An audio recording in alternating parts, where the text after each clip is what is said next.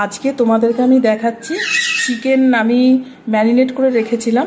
এটা আমি আমার মতো মশলা দিয়েছি, তোমরা তোমাদের মতো মশলা দেবে।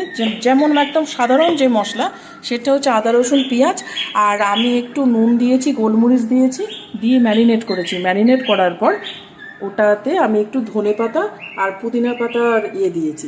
আমি এটার মধ্যে একটু বিস্কুট গুঁড়ো, আর সবাই বিস্কুট গুঁড়ো যেহেতু দেয় আমি দিয়েছি একটু মুড়ি গুঁড়ো দিয়ে, গোলমুড়ি দিয়ে সমস্ত দিয়ে আমি এবার এয়ার ফ্রায়ারে দিলাম। 20 মিনিট হয়ে গেছে।